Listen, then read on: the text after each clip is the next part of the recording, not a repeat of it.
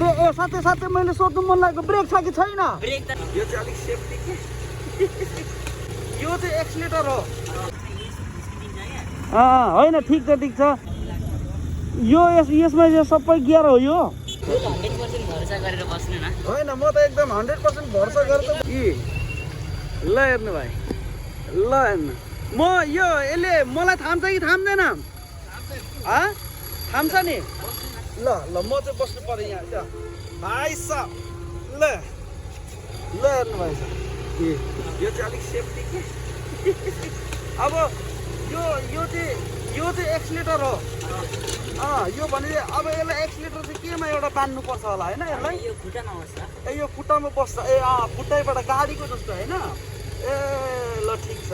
अरे भाइ साहब ल हेर्नु भाइ साहब सर हामी लोकल मेड गाडीमा ल हेर्नु भाइ साहब। अरे ल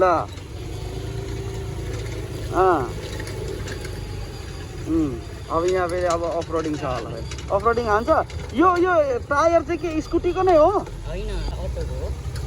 ए भनेपछि एउटा ठेला गाडाको अनि एउटा अटोको। ल ल ठिक छ खेल्नुपर्छ।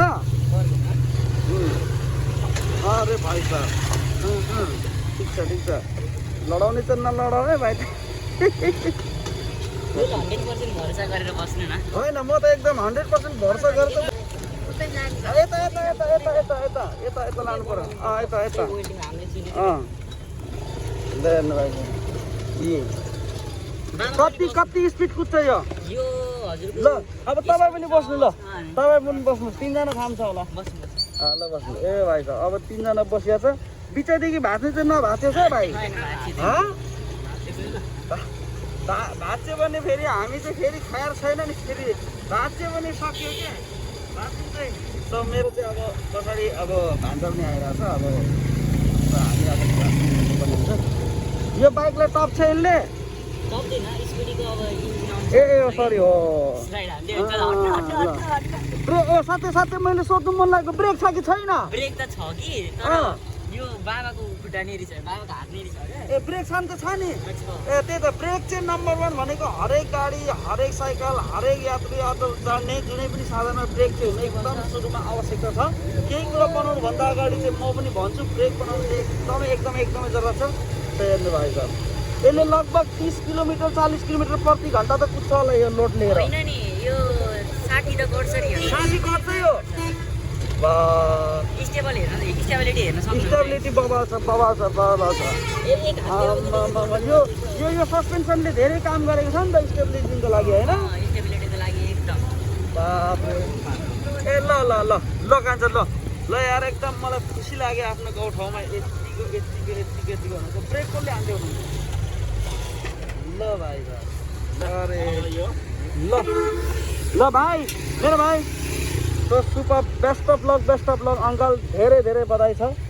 यो हामीले अझै सक्सेस भएको हेर्नु पाऊँ है यो बाटोमा। म तपाईको नम्बर लिन खोजेको कि। हजुर नम्बर दिइराख्नु। ए नम्बर मेरो नम्बर भन्छ तिम्रो नम्बर दिइराख।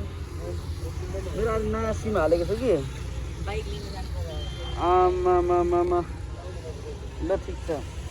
ल हेर्नुहोस् होला यो हाम्रो सामान्य खेल होइन। यो सामान्य बुद्धि लाएर सामान्य व्यक्तिले गर्ने काम होइन। यो यस्तो तरिकाले बनाउनु भएको छ उहाँले। यस्तो तरिकाले बनाउनु भएको छ। यो हर कोहीले गर्न सक्ने यो काम हर कोहीले गर्न सक्ने होइन है। ल हेर्नु भाइ छ अब हाम्रो देशमा पनि केही न केही चाहिँ विकास हुन्छ क्या। सो यस्तैहरूलाई चाहिँ हाम्रो अहिलेको नयाँ सरकारले चाहिँ यतिको अब अलिकति माइन्डसेट भएको मान्छेहरूलाई जो पनि अलिकति गर्नु खोज्ने व्यक्तिहरूलाई चाहिँ हाम्रो नेपाल सरकारले चाहिँ अलिकति ध्यान पुर्याइदियोस् भन्ने खालको चाहिँ रिक्वेस्ट छ। सम्पूर्ण हाम्रो नेपालीहरूलाई गर्वको कुरो हो नि त यो हेर्नु त। बाप रे बाप। ल अङ्कलजी लाग्यो। ल खान्छ बेस्ट अफ लक। ल भाइको नाम के पो भनेको थियो? समीर भुजाल। तपाईँको? ल हस् त। ल हेर्नु जो कोहीले सक्छ त अनि यस्तो नेपालको अप्ठ्यारो बाटोमा पनि हाम्रो भाइले त्यस्तो बनाएर कुदाउनु सक्नु भनेको कुदाउने आँट गर्नु भनेको सानोतिनोले सक्ने कुरो होइन क्या सानोतिनोले सक्ने कुरो होइन क्या यस्तो हो नि काम मान्छे कतिले चाहिँ के भन्छ भने अब यो भिडियो हेरिसक्यो त्यो बनाएको हेर्दाखेरि मलाई स्कुटीको त्यो के भनौँ न इन्जिन हालेको छ त्यो मलाई ब्राङ बनाइदिनु मै पनि सकिहाल्छु नि भन्छ नि भाइ त्यस्तो भन्नेलाई चाहिँ म त सिधै भन्छु सुरुमा बनाएर देखाऊ अनि मात्रै अरूलाई गेस गर अरूको बारेमा कमेन्ट गर भन्छु है म चाहिँ सुरुमा अहिले नै मैले यो कुरा मैले भनिसकेको छु है अहिले नै मैले यो कुरा भनिसकेको छु अब के हुन्छ भने अब कोही त हुन्छ नि अब यात्री बाइक बनाउँदाखेरि हाम्रो नेपालले अब यात्री बाइक कसले कहाँबाट ब्याट्री कसले कहाँको इन्जिन के हुन्छ नि सो त्यस्तो चाहिँ नहोस् अनि भाइ थ्याङ्क यू बाई